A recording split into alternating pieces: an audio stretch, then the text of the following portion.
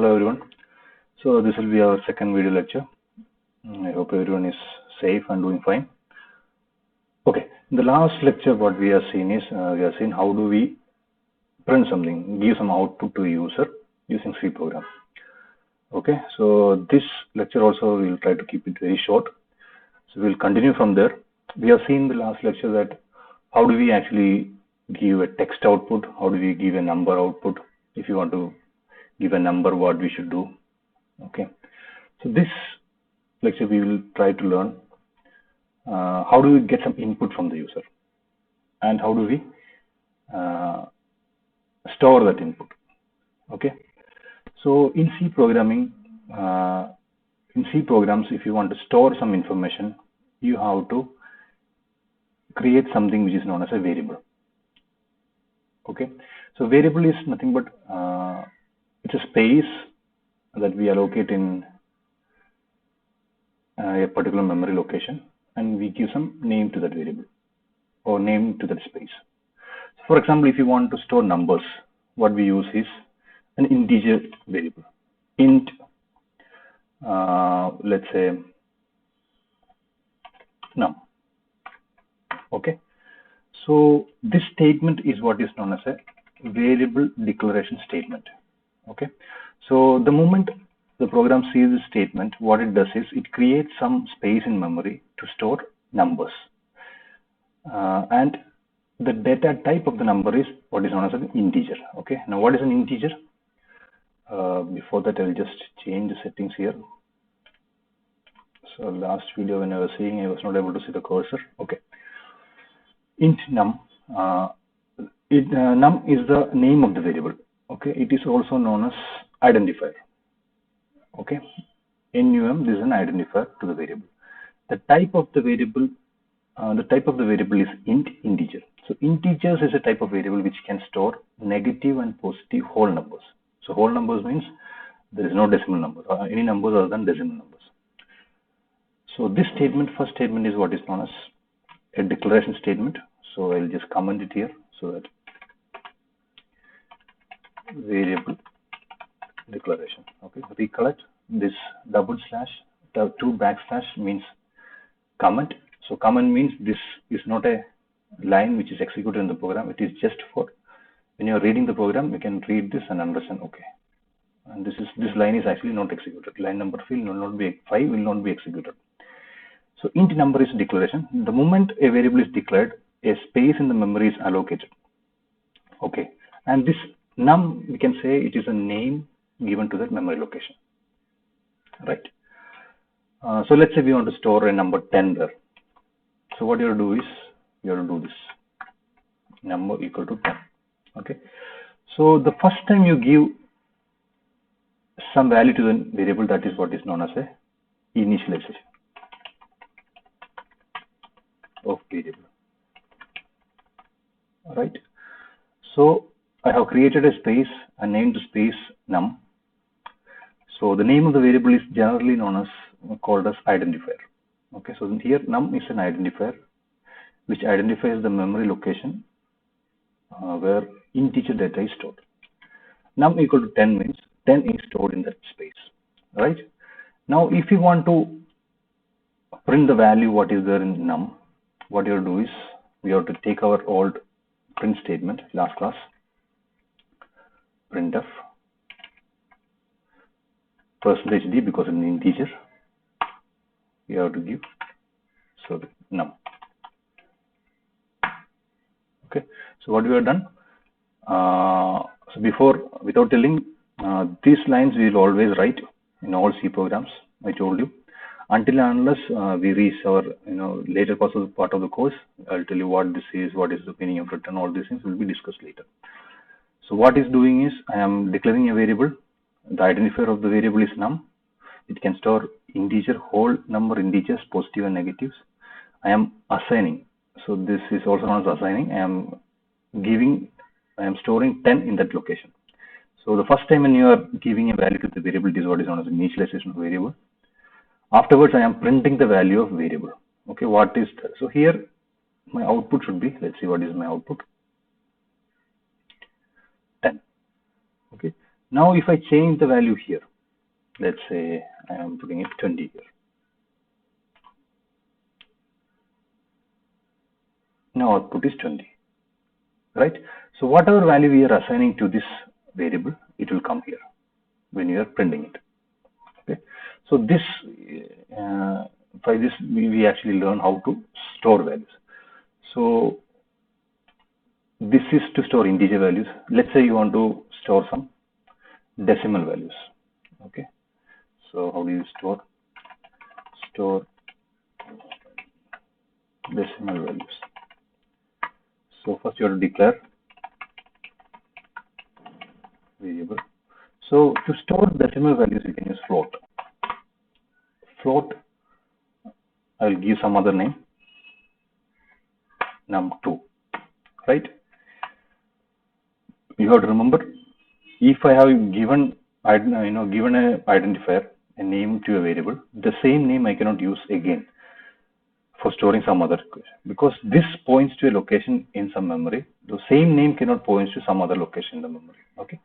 So the moment float is required, there is a memory location, identified by the computer. The name of the location is given as num2, and it can store float variables. Float means decimal values. So I can give num2 equal to 23.25,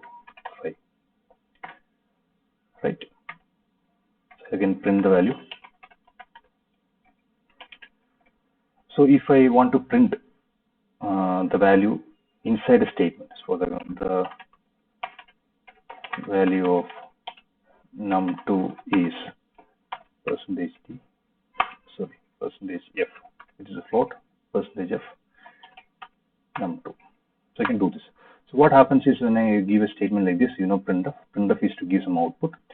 So this is normal string. So it will just print this value. Whenever it sees a percentage sign and a character here, so it is %f, it will take the value which is given here and put it here. Okay, so let's see, we will run it.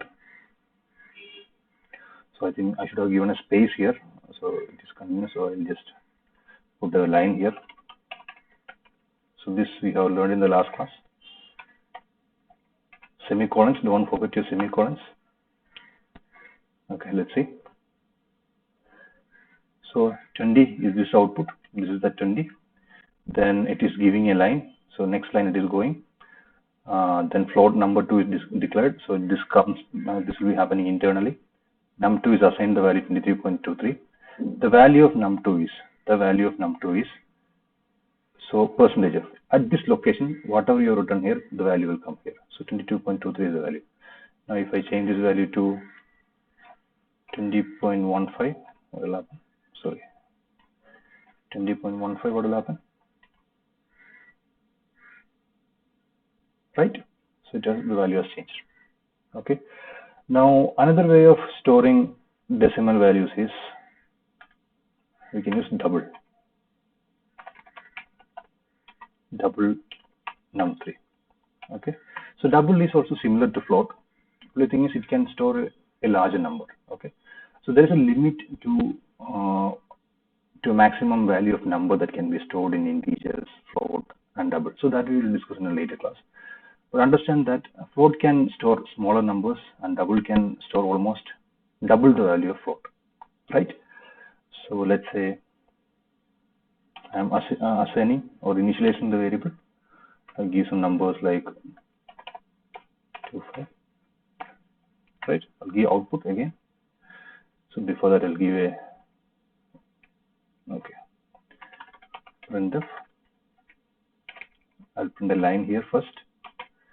Then I'll write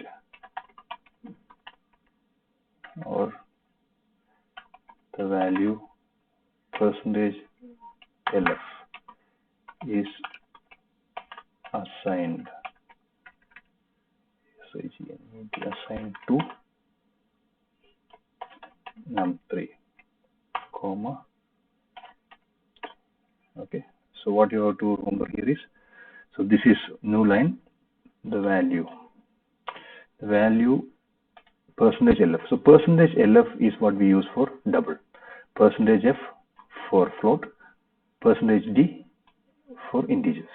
Okay, so the value of, so whenever when you see the %lf here, this identifier here, what it will do is it will put the value here, then it will print the remaining sentence.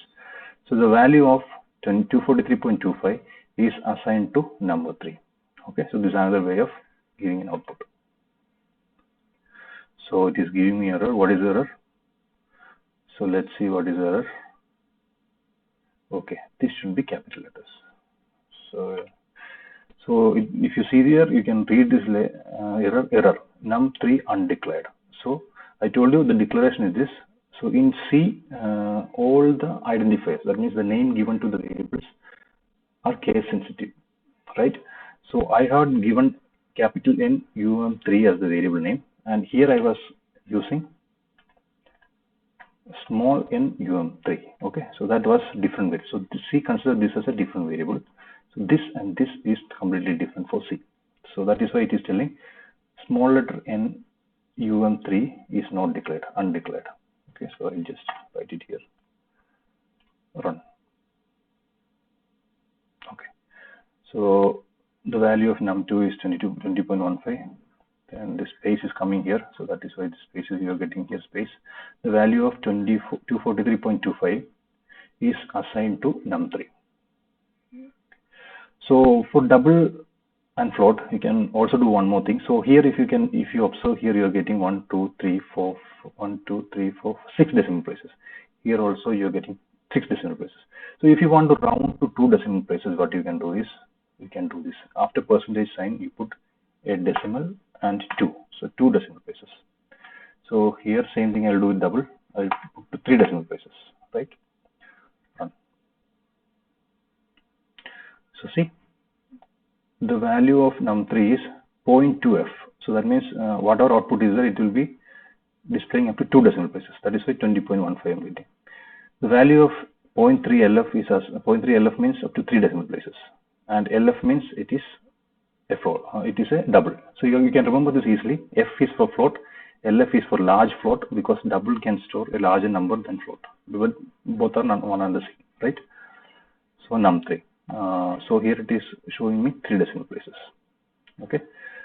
So what we have learned till now is we have studied 3 types of data types. So this is what is on the data types. One is an integer whole numbers, negative and positive whole numbers.